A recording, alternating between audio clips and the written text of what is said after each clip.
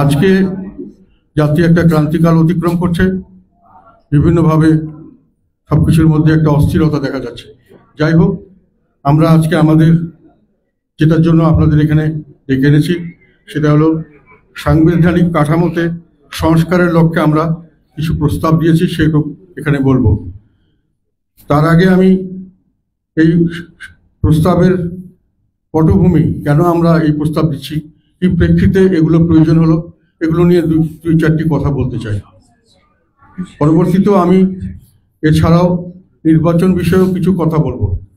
তো আমার বক্তব্যগুলি হয়তো দীর্ঘ সময় লাগতে পারে। আমি আশা করব যে আপনারা মনোযোগ দিয়ে শুনবেন এবং তারপরে আপনাদের কোনো প্রশ্ন থাকলে সরাসরি আমাকে জিজ্ঞাসা করবেন। আমি সমস্ত প্রশ্নের উত্তর দিতে রাজি আছি এবং উত্তর দেব ইনশাআল্লাহ। প্রেক্ষাপট আপনাদের সকলেরই জানা আছে। আগস্ট মাসের প্রথম থেকে শুরু করে জুলাই মাসের প্রথম থেকে শুরু করে আগস্ট মাসের প্রথম সপ্তাহ পর্যন্ত বাংলাদেশে একটা বড় ধরনের আন্দোলন হয়েছে, যেটাকে আমরা বিপ্লব হিসাবে অনেকে চিহ্নিত করেছি। বাংলাদেশে জনগণের মধ্যে ৭০-৭১-এর পরে মুক্তিযুদ্ধের এবং স্বাধীনতা যুদ্ধের প্রারম্ভে যেরকম একটা সার্বিক জাতীয় ঐক্য সৃষ্টি হয়েছিল, আমি মনে করি এর পরবর্তীতে এই 2024-এর জুলাইয়ের আন্দোলনের সময় আস্তে আস্তে সেই ধরনের একটি জাতীয় ঐক্য সৃষ্টি হয়েছিল এবং সেই জাতীয় ঐক্যের সৃষ্টি হয়েছিল একটি ডাকে। সেটা হলো, প্রথমে যেটা খুব ক্ষুদ্র একটি বিষয় ছিল, আস্তে আস্তে এটা ডানা বেঁধে সারা দেশের মানুষের মধ্যে ছড়িয়ে পড়ে। বিষয়টি হলো, ছাত্ররা তাদের চাকরির জন্য ইউনিভার্সিটি, বিশেষ করে ইউনিভার্সিটির ছাত্ররা তাদের চাকরিতে কোটা সিস্টেমটাকে বাতিল করতে চেয়েছিল, বাতিল ছিল। হঠাৎ করে সরকার এটাকে পুনরুদ্ধারের জন্য একটা হাইকোর্টের মাধ্যমে একটা মুভ নিয়েছে, সরকার নিজে করেছে, এটা বোঝা যাচ্ছিল।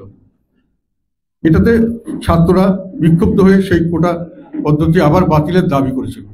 এই দাবিটা খুব যৌক্তিক দাবি ছিল, শান্তিপূর্ণভাবে তারা এই দাবিটা করেছিল, তাদের যুক্তি ছিল। এগুলোর পক্ষে আমরা কথা বলেছিলাম, পার্লামেন্টে অনেকেই কথা বলেছে অনেক জায়গায়। কিন্তু সরকার এটাকে মেনে না নিয়ে বিভিন্নভাবে নির্যাতনমূলক ব্যবস্থা করে, নিপীড়নের ব্যবস্থা করে, তাদের উপর অত্যাচার করে এটাকে দমিয়ে দেওয়ার চেষ্টা করা হয়েছে। তখন আস্তে আস্তে এটা সাধারণভাবে ছাত্রদের মধ্যে ছড়িয়ে যায়। অন্যান্য ছাত্ররাও মনে করে যে আমরা বৈষম্যের শিকার হচ্ছি, বিভিন্নভাবে আমাদের অত্যাচারের শিকার হচ্ছি, নির্যাতনের শিকার হচ্ছি। যখন সরকার এটাকে আরো বেশি করে চাপ সৃষ্টি করলো, তখন জনগণের মধ্যেই এই জিনিসটা এই মতামতটা আসলো, এই ধরনের ভাবনা আসলো যে আমরাও তো নিপীড়িত, নির্যাতিত, আমরা বিভিন্নভাবে অধিকার বঞ্চিত, বিভিন্নভাবে আমাদেরকে বৈষম্যের শিকার করা হচ্ছে। আমরা এই বৈষম্যের বিরুদ্ধে অবস্থান নেব এবং বৈষম্যের বিরুদ্ধে তারা একজোট হলো। এটা বাঙালির একটা বিশেষ বৈশিষ্ট্য। এখানে আমি বলতে চাই, বাঙালিরা আমার মনে হয় সহস্র বছর ধরে এই বৈষম্যের বিরুদ্ধে সংগ্রাম করছে এবং বৈশিষ্ট্য হলো এই সংগ্রামে তারা সর্বাত্মকভাবে নেমে পড়ে এবং যে কোনো ত্যাগ স্বীকার করতে প্রস্তুত থাকে, ত্যাগ স্বীকার করে এবং এটা অর্জন না করা পর্যন্ত তারা এটাকে ধরে রাখে। এটা বাঙালির একটা বৈশিষ্ট্য আমি ব্যক্তিগতভাবে মনে করি, এবং এটা ব্রিটিশ আমলে অনেকবার হয়েছে এবং পাকিস্তান আন্দোলনেও বাঙালির যে ঐক্যবদ্ধ হয়েছিল সেটারও মূল চেতনা ছিল আমরা বৈষম্যের শিকার হচ্ছি, আমরা বৈষম্য থেকে মুক্তি চাই। পাকিস্তান হওয়ার পরেও কিন্তু এই বৈষম্যের অবসান হয় নাই এবং তারা তখন আবার বাঙালিরা 60-এর দশকে, 70-এর দশকে এই বৈষম্যের বিরুদ্ধে সংগ্রাম শুরু করলো।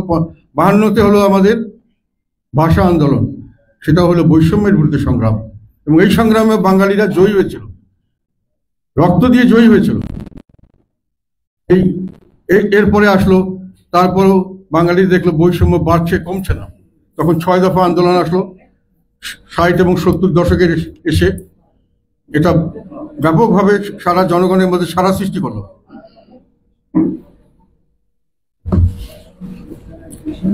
এই বৈষম্যের বিরুদ্ধে সংগ্রাম এক পর্যায়ে এসে বাঙালি জাতির মধ্যে একটা ধারণা হলো বৈষম্য মুক্ত করার জন্য আমাদেরকে পাকিস্তান থেকে ছুটে আসতে হবে, আমাদের নিজের একটি দেশ করতে হবে, যে দেশটি হবে গণপ্রজাতন্ত্রী, প্রজাদের দেশ, এবং সেই প্রজাদের দেশে আমরা নিজেরাই নিজেদের দেশ শাসন করব, আমাদের কথা মতো দেশ চলবে, আমাদের নির্বাচিত করবো আমরা যে প্রতিনিধিদের, তারা আমাদের কথা মতো দেশ চালাবেন এবং পরবর্তীতে বৈষম্য মুক্ত একটি দেশ হবে, একটি সমাজ হবে।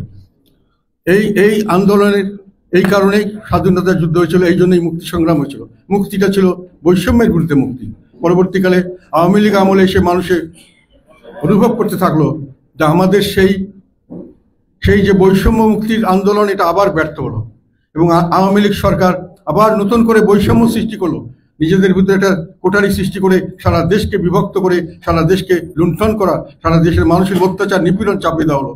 এবং এর বিরুদ্ধে বাঙালি তখন এই জিনিস আন্দোলনটাকে সেই পর্যায়ে বাঙালিরা মনে করলো যে আমরা সবাই মিলে বৈষম্য মুক্ত একটি দেশ করতে চাই। এবং সেখানে যেহেতু এই বর্তমান সরকার, তৎকালীন সরকার যে ছিল, তারা আমাদেরকে বৈষম্য করছেন এবং বৈষম্যের বিরুদ্ধে দাঁড়াতে দিচ্ছেন না, আমাদের নির্যাতন করছেন, আমরা এর প্রতিবাদ চাই। শেষ পর্যন্ত দাঁড়ালো সেটা হলো স্বাধীনতা। এই আমরা যখন ৭১ যেটা স্বাধীনতা হলো, এটা হলো শেখ হাসিনার থেকে আমরা মুক্তি চাই। শেখ হাসিনার আমরা পদত্যাগ চাই, পতন চাই। পতন চেয়েছিল কেন মানুষ? বৈষম্য থেকে মুক্তির জন্য। সেই বৈষম্য থেকে মুক্তির জন্য যারা এই আন্দোলনে অংশগ্রহণ করেছিলেন, তারা কি চেয়েছিলেন? আমরা আন্দোলনে অংশগ্রহণ করেছি, আমাদের ছেলে মারা গেছে, আমাদের মানুষই তখন তারা কারাগারে বন্দী হয়েছে, মামলা হয়েছে। আমরা কি চেয়েছিলাম? সাধারণ মানুষ কি চেয়েছিল? আমরা চেয়েছিলাম যে আমাদের দেশের মালিকানা আমাদের কাছে চাই। সেটা কিভাবে?